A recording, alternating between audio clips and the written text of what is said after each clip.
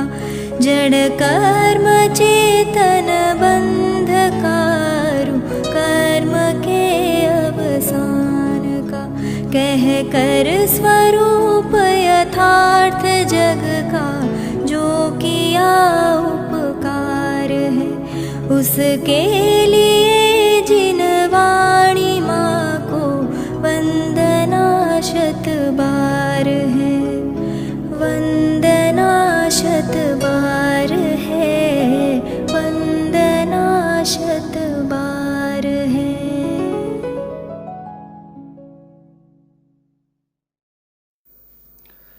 ओम नमः सद्देभ्यः ओम नमः सद्देभ्यः ओम नमः सद्देभ्यः। आत्म बने परमात्मा हो शांति सारे देश में है देश ना सर्वोदय महावीर के संदेश में महावीर के संदेश में। 135મું પ્રવચન 352 અને 353. 352 નંબરના બોલની તો 6-7 મિનિટ માટે ગણધર ભગવંતોની સાધકોની પૂર્ણ સ્વભાવની દૃષ્ટિ અને પ્રગટ પર્યાયે પામરતાનો વિવેક ભાન એની ચર્ચા હતી. દ્રવ્ય અપેક્ષાએ અને ચારિત્ર દશાએ વર્તતી દશા એનો સ્વીકાર સાધકને કેવો હોય છે એની બધી ચર્ચા આવી. બે વસ્તુ છે, એક તો શ્રદ્ધાનું શ્રદ્ધે, બીજો જ્ઞાનનો જ્ઞેય. તો સાધકની શ્રદ્ધાનો શ્રદ્ધે તો સંપૂર્ણ જ હોય, પણ જ્ઞાનના જ્ઞેયમાં તો પૂર્ણતા અપૂર્ણતા બધું જ હોય, કેમ કે જ્ઞાનના પડખા ઘણા. શ્રદ્ધામાં એક જ પડખો, શ્રદ્ધેયનો. થોડીક ઓલી વાત યાદ કરું. ઘણીવાર અહીંથી આપણે કહેવાય છે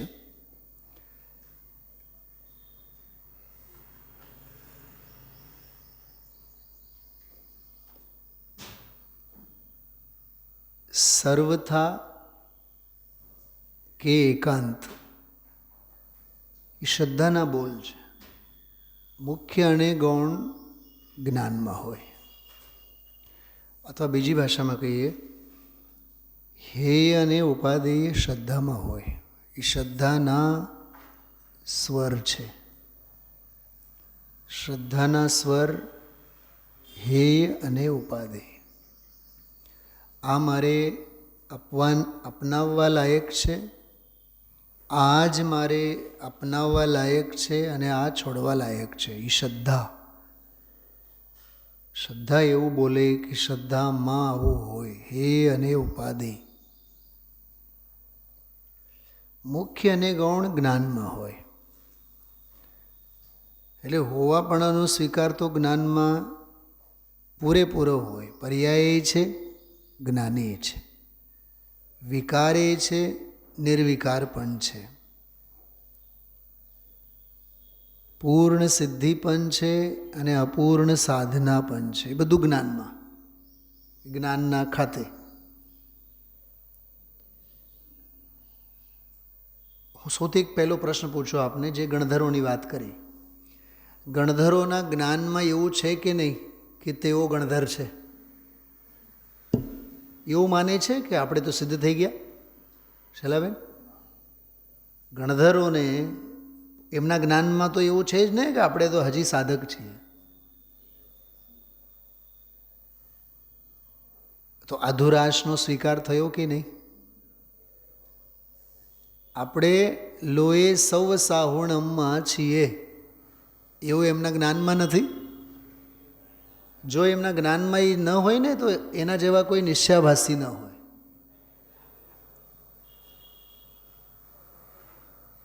આપણે કહેવતની ભાષામાં એમ કહેવાય છે કે ભાઈ પગ એટલા જ પસારો જેટલી લાંબી સેર. સીધી વાત છે.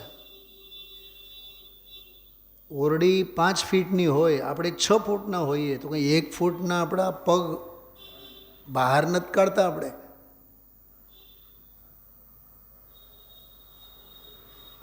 સમજાય છે? 6 બાય 6ની ઓલી ગોદડી હોય શિયાળામાં ઓઢવાની, આપણે 6 ફીટના હોઈએ તો થોડાક પગ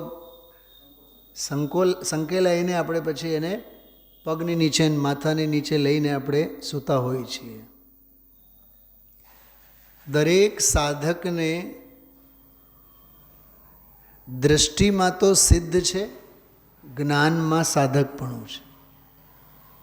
કેટલી એની નિખાલસ દ્રષ્ટિ છે. દ્રષ્ટિ પૂર્ણતા પર જ ટકેલી છે. પૂર્ણતા એટલે પ્રભુતા પર. જ્ઞાન વિવેક રાખે છે કે નહીં, હાલમાં તો નથી. હાલમાં આપણા હાલ તો બેહાલ છે. આપણે હજી નમો સિદ્ધાણમવાળા હાલ નથી. હજી આપણે વેદી ઉપર નમો અરહંતાણમ તરીકે વિરાજવાની ભૂમિકા તો નથી જ. એને માટે આપણે પુરુષાર્થરત છીએ. મૂળ વાત સમજો. મૂળ વાત શું ચાલે છે?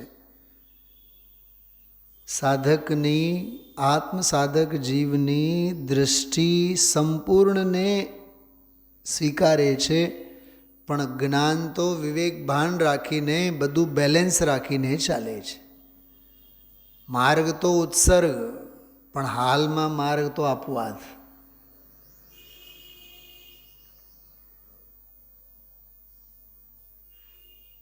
આપણી વાત કરીએ, મહિના 2 મહિના આપણે બીમાર હોઈએ, ભયંકર નબળાઈ આવેલી હોય, પ્લેટલેટ્સ ઘટી ગયા હોય, શક્તિ જ ન રહે.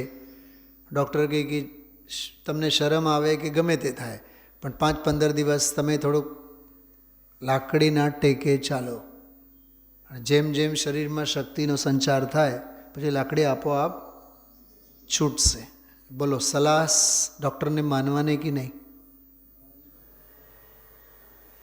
લાકડીના ટેકા વગર જ તમારે ચાલવાનું છે. તમારે તો દોડવાનું છે. ધ્યેય તો દોડવાનું, પણ હાલમાં 5-15 દિવસ માટે લાકડીના ટેકાનો સ્વીકાર કરવો જ જોશે. એ જ્ઞાનનો વિવેક છે.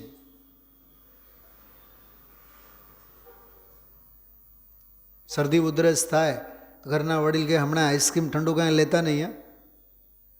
બોલે એને માનીએ છીએ કે નહીં આપણે? થોડાક દિવસ ખમો, પછી બધું હરખું થાય એટલે પછી ખાતા થાવ. તો આ બધું શરીર વિજ્ઞાનમાં પણ આવું છે, તો માર્ગમાં પણ આવું છે. આના અનુસંધાનમાં એક વચનામૃતમાં બોલ આવે છે, સાધકને એવો આગ્રહ ન હોય કે અપવાદ માર્ગ ન રહે અને ઉત્સર્ગ માર્ગ જ રહે, એવો એને આગ્રહ ન હોય. એ પ્રવચનસારનો વિષય. નિર્વિકલ્પ શુદ્ધોપયોગ એ ઉત્સર્ગ માર્ગ છે. હોય તો સારામાં સારું, પણ એ નથી તો પછી શું કરીએ? ઉદયની વિચિત્રતા છે, ઉદયમાં જોડાવવું પડે છે. આચાર્ય કુંદને બહુ મજા આવી હશે વિદેહ ક્ષેત્ર ગયા તો. એ રાગની ચળ જ હતી ને, ઔદયિક ભાવની વિચિત્રતા હતી કે નહીં? આજના પ્રવચનની ભાષામાં કહું, એ ઉદયમાં સાંપડેલા હતા કે પારિણામિક ભાવમાં ગુડુપ થયેલા હતા? બોલો. ઉદય ભાવમાં જ સાંપડેલા હતા ને, એના હડપેટમાં હતા. એટલે તો ભગવાનની વાણી સાંભળવાની ભાવના થઈ, સમાધાન મેળવવાની ભાવના થઈ, વિદેહ ક્ષેત્રે જવાની ભાવના થઈ. તો એ દૃષ્ટિમાં તો છે ને કે આ દેહમાં રહેતા હોવા છતાં પણ હું તો અદેહી છું. નથી એના જ્ઞાનમાં? એની શ્રદ્ધામાં તો અદેહી અશરીરી આત્મા છે કે નહીં? છતાં વિદેહ જવાના વિકલ્પોને પણ વધાવ્યા. ચલો અત્યારે નમો અરહંતાણમ પાસે જવાનો ભાવ થાય છે તો જઈએ આપણે. સાચી વાત કરું, આજનું પ્રવચન એક જ વિષય ઉપર હતો, શ્રદ્ધાનો શ્રદ્ધેય અને જ્ઞાનનો જ્ઞેય. અથવા બીજી ભાષામાં કહીએ, ઉદય ભાવે થતા પરિણામ એનો વિવેક અને દૃષ્ટિમાં રહેતો પરમ પારિણામિક ભાવ. પૂર્ણતાની દૃષ્ટિ અને પૂર્ણ અને અપૂર્ણતાનો વિવેક ભાન, જ્ઞાનનો જ્ઞેય અને શ્રદ્ધાનો શ્રદ્ધેય. એટલી જ ચર્ચા હતી આજના સ્વાધ્યાયમાં. અને જેવી રીતે ગણધરને હોય છે, ગણધરના જ્ઞાનમાં જે સ્પષ્ટતા હોય છે. જો બીજી એક વાત, આજનું પ્રવચન અથવા આ ગઈકાલનો જે 134મો 352 નંબરનો બોલ 134મો પ્રવચન અને આજનો 135મો પ્રવચન, આ બંને પ્રવચનોનો સાર એટલો જ છે, જ્યાં જ્યાં જે યોગ્ય છે ત્યાં સમજવું તે.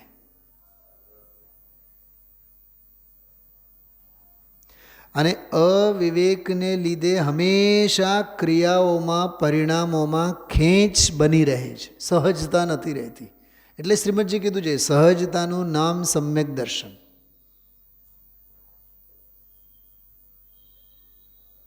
મને હમણાં સાહેબ પૂછતા હતા, વિરેનભાઈ 2 દિવસ પહેલાં, કેટલા વાગે પૂજા શરૂ કરશું? 7:20. તો બધા આવી જાય, બેઠા રહેશે. મેં કીધું આગમની મર્યાદાનો તો ખ્યાલ રાખવાનો ને. એક ક્રિયા ઓછી થાય તો ચાલશે, પણ 6 કાંઈ જીવોનો ઘાત ન થવો જોઈએ. માર્ગ અહિંસાનો છે, માર્ગ આત્માનો છે, ક્રિયા અહિંસાની હોવી જોઈએ. ક્રિયામાં હિંસાનો તાંડવ, અને શ્રદ્ધામાં તો આત્મા પરમાત્મા તો કાંઈ હોય જ નહીં. ન્યાયશાસ્ત્રની ભાષામાં કહું ને, વંદનાબેન, શૈલાબેન સાંભળો, જૈન ન્યાય જે વિષય આપણે લઈએ છીએ એની ભાષામાં કહું ને, જેટલો જે શિથિલાચાર છે એ આપણા અભાવવાદને બતાવે છે. શેને બતાવે છે? શું અભાવવાદ એટલે? સર્વજ્ઞના અભાવવાદી જ શિથિલ હોય છે. ફરીથી બોલું છું, સાંભળજો ધ્યાનથી. સર્વજ્ઞના અભાવવાદીને જ શિથિલતા પોષાય.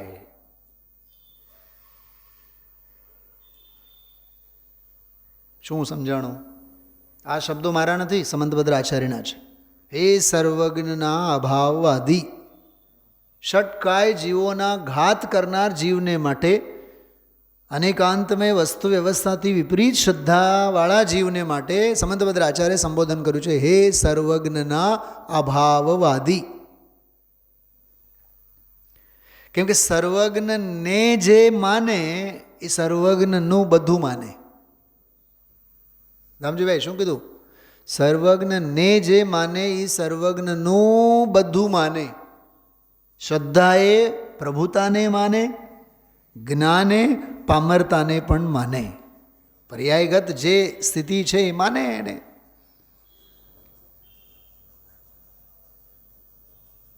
એટલે ખરેખર તો આ માર્ગમાં અવળ ચંડાઈ, શિથિલતા, પ્રમાદ એને ક્યાંય સ્થાન નથી. સમંતભદ્ર આચાર્ય એક જગ્યાએ એવું લખ્યું છે કે હે સર્વજ્ઞ ભગવાન, તમારો શાસન તો એક છત્ર રાજ્ય સ્થાપી શકાય એવો છે, પણ એવું મને દેખાતું નથી. એના 2-3 કારણો એમણે આપ્યા. ખાલો કલિર્વા કલુષાશયો વા, કાં તો કળીકાળનો પ્રભાવ પહેલો. બીજો લીધો, કળીકાળનો પ્રભાવ હોય કે ન હોય, પણ આ ધર્મની આરાધના કરનારા જીવોનો આશય કલુષિત હોય. શું કીધું? બદ ઈરાદાવાળો જીવ હોય, ભલે ને જૈનના નામે ધર્મને સેવતો હોય. આ સમંતભદ્ર આચાર્ય જેવા કલિકાલ સર્વજ્ઞને વાત કરી હોય આજથી લગભગ 2000 વર્ષ પહેલાં. ખોટી તો વાત નથી જ.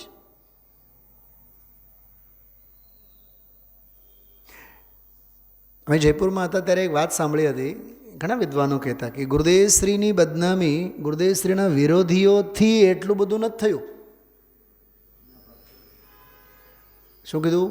ગુરુદેવશ્રીનું શાસન, ગુરુદેવશ્રીની પ્રણાલિકા ગુરુદેવશ્રીના વિરોધીઓથી નહીં, એટલી બધી કે જેટલી બધી અંધભક્તોથી, આંધળા અનુયાયીઓથી. કેમ કે બહારમાં કોઈ શત્રુ નથી, ઘરના જ ઘરમાં શત્રુ હોય છે. ઘરના ભેદી લંકાને એ ઢાય. વિભીષણો છે બધા રાવણના શત્રુ, ઘરના જ ઘરમાં શત્રુ છે. બધું જ છે આપણી પાસે માર્ગ સમજવા માટે. મને એક વાત બતાવો, આજનો, ગઈકાલનો, પરમ દિવસનો, છેલ્લા 15-20 પ્રવચનોમાં બતાવો કે અનુભવનું ભાતું, અધ્યાત્મનો માર્ગ, સાધનાનો માર્ગ, સિદ્ધિનો માર્ગ અને સિદ્ધાંતનો જે કાંઈ જે આખી ચોખવટ, શું બાકી રહ્યું છે બતાવો છેલ્લા 5-15 પ્રવચનમાં. આ 135 પ્રવચનની વાત નથી કરતો હું, છેલ્લા 10-15 પ્રવચનમાં. પણ એ ધ્યાનથી, શ્રદ્ધાથી આપણે સાંભળીએ ક્યાં પરિણામો જઈ રહ્યા છે, ક્યાં ક્રિયાનું નામ તો જૈન ધર્મ છે જ નહીં ને. મોક્ષ પાહુડ 104 નંબરની ગાથા ગુરુદેવ હમણાં 3-4 દિવસ પહેલાં જ યાદ કર્યું હતું. દયા, દાન, વ્રત, પૂજા એ જૈન ધર્મમાં, એ જૈન ધર્મ જ નથી. મૂળમાં છે, મૂળ ગાથામાં. હવે આ માર્ગને આપણે નહીં ઓળખીએ તો ગુરુદેવશ્રીના અંતેવાસી કહેવાતા આપણે શત્રુ નથી તો કોણ છીએ પછી? અને એક વાત સમજો, બહુ માર્મિક વાત કરું છું. સમજણમાં જે હોય ને તે જ બહાર ક્રિયામાં અભિવ્યક્ત થતી હોય છે. ઓડકાર, ડકાર આપણને આવે, ઓડકાર આવે. 56 ભોગ આરોગ્ય હોય તો ઓડકારમાં પણ થોડું ગળપન હોય, પણ પેટમાં જ સડો પડેલો હોય તો ઓડકારમાં પણ સડો જ આવે ને. ઓડકાર એટલે બહારની ક્રિયા, પેટમાં જે પડેલું હોય એટલે શ્રદ્ધામાં જે પડેલું હોય, જ્ઞાનમાં જે ઘૂંટાતું હોય.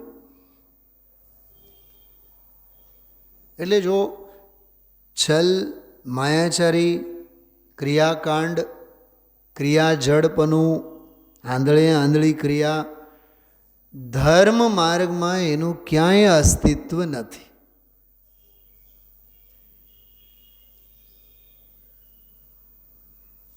આજના પ્રવચન પછી એક વિચાર આવ્યો મને. પૂજ બહેનશ્રી એટલું કહે કે ભાઈ આચાર્ય મુનિ ભગવંતોએ બધું નિયમસાર જેવા ગ્રંથોમાં ઘૂંટાયું છે. પરમ પારિણામ એક ભાવ, પરમ પારિણામ એક ભાવ, પરમ પારિણામ એક ભાવ. આપણા ચિત્તમાં શું ઘૂંટાય છે?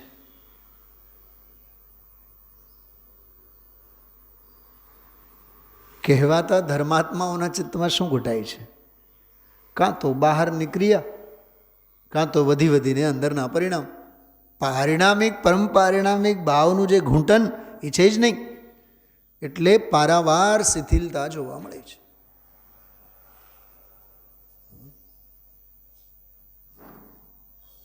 દુનિયાભરની સુવિધા મા બાપે પૂરી પાડી, કેતનભાઈ, તો એ છોકરો ફેલ થાય તો લાયક છે કે ના લાયક છે? કોચિંગ ક્લાસીસ ભરે, લાખો રૂપિયાની ફીસ ભરીને એને ભણાવે, 10-20 લાખ 6 વિષયમાં પાસ થવા માટે, તો એ પાસ થવામાં ફાંફા. બોર્ડમાં નંબરની વાત તો જવા દો, કેવળી શુદ્ધ કેવળી થવાની વાત તો જવા દો, મેરિટ લિસ્ટમાં તો આવવાની વાત જવા દો, પણ પાસ તો થા. પણ નિષ્ફળતાની જ વરે એના માટે જે જન્મ્યો હોય તે મા બાપે આપેલી પૂરી પાડેલી સુવિધા શા કામની? એ તો વેફળ જ ગઈ કહેવાય ને. એમ આ ગુરુદેવશ્રીનો કોચિંગ છે. આ બધા પ્રવચનો શું છે? આ અધ્યાત્મના કોચિંગ ક્લાસીસ છે. આ શું કીધું?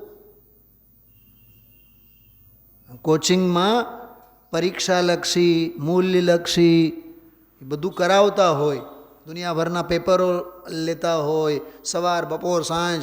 નિશાળની જેમ કે ગણતરી ન હોય, 3-3, 4-4 કલાક આ મેડિકલમાં ભણતા છોકરાઓ હોય 11, 12માં બંને ધોરણમાં તો 500 વખત તો નીટની પરીક્ષા આપેલા હોય, કમસે કમ કહું છું 500, 1-2 વાર નહીં, પ્રીમિયરવાળાની વાત કરું છું. 500 વાર શાળામાં અટેન્ડ થયા, બસ 2 દિવસ પછી તરત જ નીટના એક્ઝામ ચાલો. અઠવાડિયામાં 3 વાર 4 વાર હોય જ 7 દિવસ, 6-8 મહિના પછી તો પછી રોજ નીટની એક્ઝામ દેવાની છે લાઈફમાં 1 વાર. પણ 1 વાર નીટની જે એક્ઝામ દેવાની છે એમાં અણધારેલી સફળતા માટે 500 વખત એને એક્સરસાઇઝ કરવું પડે છે. કાં એમાંથી આપણને શીખવાનું નથી. તો ગુરુદેવશ્રીના તો આ રોજ 60 મિનિટના કોચિંગ ક્લાસીસ છે. શ્રદ્ધાને આવું સુધારો, જ્ઞાનમાં આવું વિવેક ભાન લાવો, આચરણમાં ચારિત્રમાં તો જે ભૂમિકા પ્રમાણે હશે, કષાયોદયજન્ય, ઉદયજન્ય અને કષાય ભાવજન્ય. એ ઉદયનું ઉદય કામ કરશે, નો કર્મો નો કર્મનું કામ કરશે, અને તારા પરિણામો કામ કરશે. તું પરિણામ પરની દૃષ્ટિ હટાવ, પારિણામિક પર દૃષ્ટિ લાવ. દૃષ્ટિ પારિણામિક પર, પરિણામ પર નહીં. પરિણામનો તો વિવેક હોય એ જ્ઞાનમાં. શું કીધું આ સાંભળો છો બહેનો? પરિણામ પર દૃષ્ટિ નહીં, પારિણામિક ઉપર દૃષ્ટિ. પારિણામિકમાં પણ પરમ પારિણામિક પર દૃષ્ટિ. પરિણામોનો તો વિવેક ભાન રાખવાનું. આ કષાયના ભાવ છે, આ પ્રમાદના ભાવ છે, આ આળસના ભાવ છે, આ ઉલ્લાસ ઉમંગના ભાવ છે. અને એના માટે વળી પાછું ગઈકાલનું પ્રવચન સાંભળવું, ક્યાંય એકાકાર નહીં થવું. આવ્યું કે નહીં? તો રામજીભાઈ બોલ્યા હતા કે ભાઈ ઉપદેશ આપવાના વિકલ્પો થાય, વિકલ્પો આવે થાય, પણ એમાં એકાકાર નહીં થવું કે હું સંભળાવું છું ને હું સમજાવું છું. ત્યારે પછી પૂજપાદ આચાર્યને યાદ કરવાનું, એ મારું ગાંડપણું છે. એકાકાર થવાનું સ્થાન એક જ છે. વિભાવેથી થંબી સ્વરૂપ ભણી દોડે પરિણતિ. પણ એ દોડનારી પરિણતિ પણ સ્વભાવમાં પ્રવેશી નથી શકતી. એ ક્ષયક્ષમ ભાવ છે,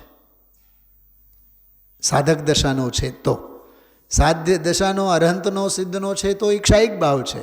પણ એ ક્ષાયિક ભાવ પણ સ્વરૂપમાં નથી. એવો આખો આ દૃષ્ટિનો વિષય કેટલી હદે ભુજ બેનશ્રીએ બોલમાં બોલ્યા છે, લખાણું હશે, સંકલન થયું હશે, અને કેવી અદ્ભુત અમર વાણી ગુરુદેવશ્રીની.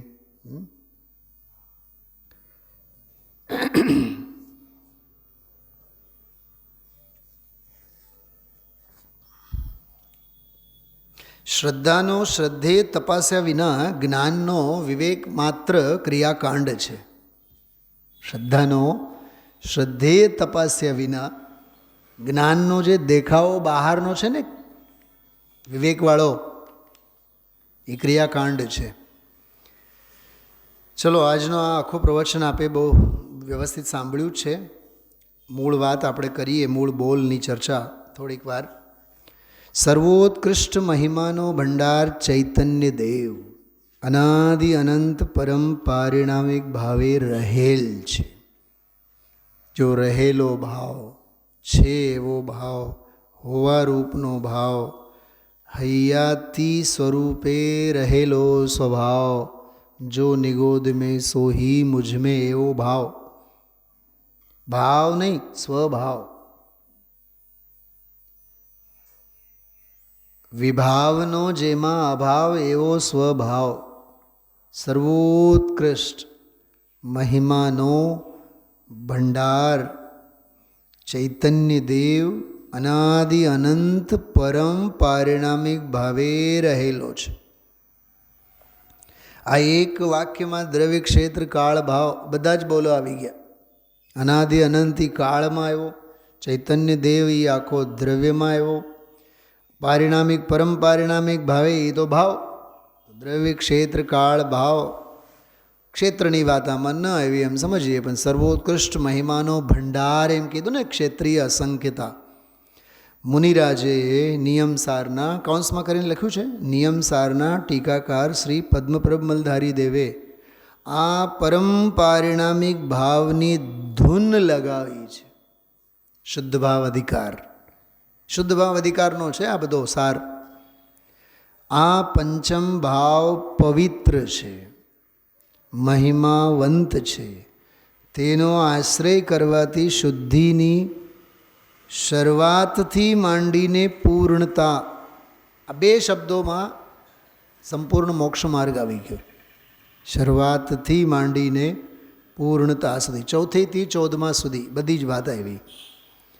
જે મલિન હોય અથવા જે અંશે નિર્મળ હોય અથવા જે અધૂરું હોય અથવા જે શુદ્ધ ને પૂર્ણ હોવા છતાં સાપેક્ષ હોય, અધ્રુવ હોય અને ત્રિકાળિક પરિપૂર્ણ સામર્થ્યવાળું ન હોય, તેના આશ્રયથી શુદ્ધતા પ્રગટતી નથી. આ 3 વાક્યમાં મૂળ વાત એટલી જ છે કે કોના આશ્રયે શુદ્ધતા પ્રગટતી નથી. તો કોના કોના આશ્રય? ફરીથી જો, જે મલિન હોય, તો જે મલિન છે, કશાય છે, રાગ છે, એના આશ્રય તો હોય જ નહીં. જે અંશે નિર્મળ, અંશે નિર્મળ એટલે સાધક અવસ્થા, ક્ષયોપશમ ભાવ, ક્ષાયિક ભાવ, ઉપશમ ભાવ, એને આશ્રય નહીં. જે અધૂરું હોય, પોતે જ પર્યાય છે તો અધૂરું જ હોય. જે શુદ્ધ અને પૂર્ણ હોવા છતાં, આહા, આ ગજબની વાત, શુદ્ધ છે અને પૂર્ણ છે. કોણ? કેવળ જ્ઞાન, અનંત ચતુષ્ટય રૂપ દશા, પણ એ સાપેક્ષ છે, કર્મ સાપેક્ષ છે, અધ્રુવ છે અને ત્રિકાળિક પરિપૂર્ણ સામર્થ્યવાળું તો નથી જ. તેના આશ્રયથી શુદ્ધતા પ્રગટતી નથી. માટે જો હવે સરવાળો, ઔદયિક ભાવ, ક્ષયોપશમિક ભાવ, ઔપશમિક ભાવ અને ક્ષાયિક ભાવ, જો ચારેયનો નિકાલ, ઔદયિક ભાવ, ક્ષયોપશમિક ભાવ, ઔપશમિક ભાવ અને ક્ષાયિક ભાવ અવલંબનને યોગ્ય નથી. ભાવો 5 છે ને, તો આમાં 4 આવ્યા, રહ્યું કયું બાકી? પરમ પારિણામિક ભાવ, આલંબન લેવા લાયક તો એ છે. હવે જો, જે પૂરો નિર્મળ છે, પરિપૂર્ણ છે, પરમ નિરપેક્ષ છે, ધ્રુવ છે અને ત્રિકાળિક પરિપૂર્ણ સામર્થ્યમય છે, એવા અભેદ એક પરમ પારિણામિક ભાવનો, માત્ર પારિણામિક ન કીધું, કેમ કે પારિણામિકમાં વળી પાછા 3 આવે, જીવત્વ, ભવ્યત્વ અને અભવ્યત્વ. તો ભવ્યત્વ અને અભવ્યત્વ તો એ બંને પર્યાયગત વિશિષ્ટ યોગ્યતાઓ છે. થવા લાયકપણું, એમ થવાપણું એ ભવ્યતા, નહીં થવાપણું એ અભવ્યતા. જીવત્વમાં વળી પાછો 2 પ્રકાર, નિયમસારમાં શૈલાબેન આખી ગાથા છે, અશુદ્ધ જીવત્વ અને શુદ્ધ જીવત્વ. તો અશુદ્ધ જીવત્વમાં 10 પ્રાણવાળી વાત આવે.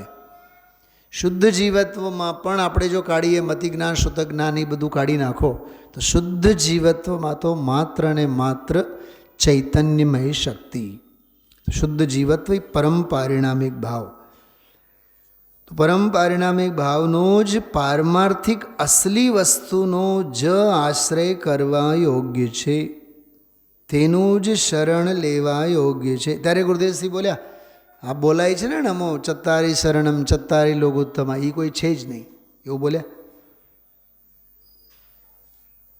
હવે એને જ વળગીને રહીએ આપણે. 4 શરણ, 4 ઉત્તમ, 4 મંગલ, પલાખાય એના જ. એટલે જ મેં કાલે પણ કીધું હતું, કાલ રાત્રે મેં એક વાત કરી હતી. એક બોક્સ મૂકવામાં આવે ત્યાં ઓટલા ઉપર, મંદિરના ઓટલા ઉપર મૂકવામાં આવે, પેન મૂકવામાં આવે દરેકને માટે. 500 આવતા હોય તો 500 પેન, દરેકની પોતપોતાની સ્વતંત્ર. કાપલી મૂકવામાં આવે અને એટલું જ પૂછવામાં આવે, એક મોટો પ્રશ્ન લખી આપવામાં આવે કે ગુરુદેવશ્રીના આજકાલ પ્રવચનો શેના ઉપર ચાલે છે? તો જેટલી કાપલીઓ એમાં ભરાશે, દરેકે દરેકમાં જવાબ એક જ લખેલ હશે, સાવ સાચું હશે. શું હશે વિકાસકુમાર? વચનામૃત. બેનશ્રીના વચનામૃત. અને ગુરુદેવશ્રીના કોર્ટમાં એ જોવા માટે મોકલવામાં આવે. ગુરુદેવશ્રી કહેશે કે બધું ખોટું. બેનશ્રીના વચનામૃત પર નહીં, આત્માના અમૃત પર પ્રવચન ચાલે છે. આપણને પ્રવચનોના વિષયોમાં પણ ભૌતિક યાદ રહે, આધ્યાત્મિક યાદ નથી રહેતું.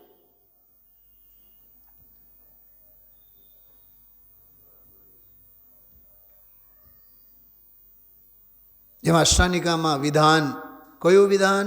24 તીર્થંકર વિધાન, કે નવલબ્ધિ વિધાન, 64 રિદ્ધિ વિધાન, નામ સાથે જ આપણી વળગણ છે. ગુણાનુવાદ, ગુણ સંભારણા એ સાચો વિધાન. અને આનંદ ગુણોનો ગોડાઉન, ભગવાન આત્માની આરાધના એ સાચો આત્મા આરાધના. આરાધના કરનારો જીવ જ પ્રભાવ ન કરી શકે છે.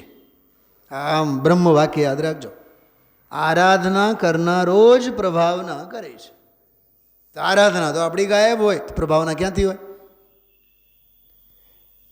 પરમ પારિણામિક ભાવનો જ પારમાર્થિક અસલી વસ્તુનો જ આશ્રય કરવા યોગ્ય છે, તેનું જ શરણ લેવા યોગ્ય છે. તેનાથી સમ્યક દર્શનથી માંડીને મોક્ષ સુધીની સર્વ દશાઓ પ્રાપ્ત થાય છે. બધી જ સાધક દશા આગળની આત્મામાં સહજ ભાવે રહેલા જ્ઞાન, દર્શન, ચારિત્ર, આનંદ ઇત્યાદિ. જો આ સહજ દર્શન, સહજ જ્ઞાન, સહજ ચારિત્ર, આ સ્વરૂપે અનંતપણાને લીધેલા સહજ અનંત ચતુષ્ટય જેને કહીએ, અનંત ગુણો પણ જો કે પારિણામિક ભાવે જ છે. પારિણામિક ભાવે એટલે વસ્તુના સ્વભાવ ભાવે, તો પણ તેઓ ચેતન દ્રવ્યના એક એક અંશરૂપ હોવાને લીધે તેમને ભેદરૂપે અવલંબતા સાધકને નિર્મળતા પરિણમતી નથી. તેથી પરમ પારિણામિક ભાવરૂપ અનંત ગુણ સ્વરૂપ અભેદ એક ચેતન દ્રવ્યનો જ, અખંડ પરમાત્મા દ્રવ્યનો જ આશ્રય કરવો, ત્યાં જ દ્રષ્ટિ દેવી, તેનું જ શરણ લેવું, તેનું જ ધ્યાન કરવું કે જેથી અનંત નિર્મળ પર્યાયો સ્વયં ખીલી ઉઠે. માટે દ્રવ્ય દૃષ્ટિ કરી અખંડ એક જ્ઞાયકરૂપ વસ્તુને લક્ષ્યમાં લઈ તેનું અવલંબન કરો. તે જ વસ્તુના અખંડ એક પરમ પારિણામિક ભાવનો આશ્રય છે. આત્મા અનંત ગુણમય છે, પરંતુ દ્રવ્ય દૃષ્ટિ ગુણોના ભેદોને ગ્રહતી નથી. તે તો એક અખંડ ત્રિકાળિક વસ્તુને અભેદ રૂપે ગ્રહણ કરે છે. આ પંચમ ભાવ પાવન છે, પૂજનીય છે. તેના આશ્રયથી સમ્યક દર્શન પ્રગટે છે, સાચું મુનિપણું આવે છે, શાંતિ અને સુખ પરિણમે છે, વિતરાગતા થાય છે, પંચમ ગતિની પ્રાપ્તિ થાય છે. શું બાકી રહ્યું બોલો આમાં? ઉપાય તત્વની પણ વાત આવી, ઉપેય તત્વની પણ વાત આવી. અચ્છા, તમે શાંતિથી આખો આ બોલ વાંચો 353માં, તો પૂજ બહેનશ્રીની દૃષ્ટિ પરમ પારિણામિક ભાવને ફોકસ કરતો આપણને દેખાય. પ્રગટે છે, પ્રગટે છે, પ્રગટે છે, પ્રગટે છે, એ વાત ગૌણ છે. આમાં મોક્ષમાં પ્રગટ થશે, સાધક અવસ્થા પ્રગટ થશે, અને સમ્યક દર્શન પ્રગટ થશે, અને મુનિપણું આવશે, અને શાંતિ સુખ પરિણમશે, અને વિતરાગતા પ્રગટ થશે, અને પંચમ ગતિ થશે. થશે થશે વાળી વાત ગૌણ છે. છે વાળી વાત મુખ્ય છે. આમાં સમજાણું? તો જ્ઞાન જેને મુખ્ય કરે છે એ શ્રદ્ધાનો સર્વથા આશ્રયભૂત દ્રષ્ટિનો વિષય છે. દ્રષ્ટિનો વિષય, દ્રષ્ટિમાં આવ્યા બાદ માર્ગ કેવો મોકળો થાય એની કથાનો કોઈ અંત નથી. ખ્યાલમાં આવે છે? ક્યાં જાઓ છો ફરવા? કે અમેરિકા. પછી અમેરિકા રખડવાનું હજારો ઠેકાણે થાય, જોવાનું હજારો ઠેકાણે થાય, કે એક એકની કંઈ નોંધ લેવામાં આવતી નથી. એ બધું જ્ઞાનના જ્ઞેયમાં છે. તો મૂળ પરમ પારિણામિક ભાવને દ્રષ્ટિનો વિષય બનાવો. એને દ્રષ્ટિનો વિષય બનાવ્યા બાદ પછી જે થવાનું હશે એ બધું થશે. અને ખરેખર છે ને, એ બધું જાણેલો વ્યવહાર એ પ્રયોજનવાન છે. સંવર થાય જાણે, બંધ થાય જાણે, અરે મોક્ષ થાય જાણે. એ થતાને જાણવાનું હોય. પછી જાણવાનું એ ક્યાં ખરેખર? તો એ જ્ઞાનમાં આવે, જણાઈ જાય. જાણવા વળી પાછું કંઈ એમાં ઘૂસવાનું ન હોય. તો દ્રષ્ટિમાં અનંત પુરુષાર્થ, સહજમાં તો પુરુષાર્થ ફળે, જ્ઞાનમાં તો પુરુષાર્થ ફળે. દેખાય આવે ને બધું સચ. બહુ અદ્ભુત બોલ છે. તો આમાં દ્રષ્ટિનો વિષય જે છે પરમ પારિણામિક ભાવ, અચિંત્ય શક્તિ, સ્વયમેવ દેવ, ચિન્માત્ર ચિંતા મણિરેશ યસ્માત, સર્વાર્થ સિદ્ધાત્મ તયા વિધત્તે જ્ઞાની કિમન્યસ્ય પરિગ્रहेण વાળી વાત છે. આ બહુ અદ્ભુત બોલ છે. ગુરુદેવશ્રીએ એક બોલ બહુ જબરદસ્ત બોલ્યા હતા આજે, કે બહારના બધા સંયોગો બહિર્તત્વ છે, તો અંદરના રાગ ભાવને અંતસ્તત્વ કહીએ, અને રાગ ભાવને જ્યારે બહિર્તત્વ કહીએ તો નિર્મળ પર્યાય એ અંતસ્તત્વ છે. પણ જ્યારે અંદરનો દ્રવ્ય સ્વભાવ અંતસ્તત્વ છે તો ઓલો પર્યાય પણ બહિર્તત્વ. એટલે બહારના તો બહારના છે જ, પણ અંદરમાંથી ઘણું બધું બહાર કાઢી નાખવા જેવું છે. તો દૃષ્ટિનો વિષય કેવો એની બહુ અદ્ભુત છનાવટ આ બોલમાં છે. એક વાર નહીં 10 વાર સાંભળીએ તો અવગ્રહ ઈહા થાય. આ લાજવાબ પ્રવચનો છે. આ એક વખત સાંભળી નાખવા જેવા નથી. આ મનોમંથનના અવધારણાના અદ્ભુત વિષયો છે. વિચારજો. ઓમ નમઃ સિદ્ધેભ્ય.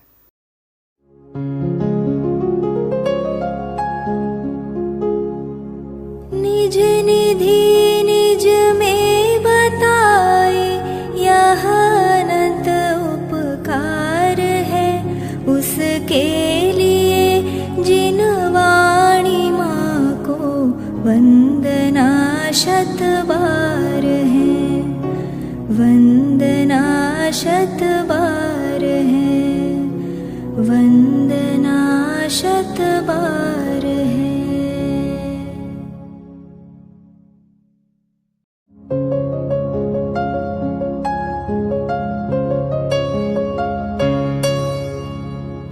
जिन वाणी भारती तो ही जपो दिन रैन, जो तेरी शरणा गहे सो पावे सुख चैन. जा वाणी के ज्ञान ते सूझे लोकालोक, सो वाणी मस्तक नवो सदा देत हो ढोक.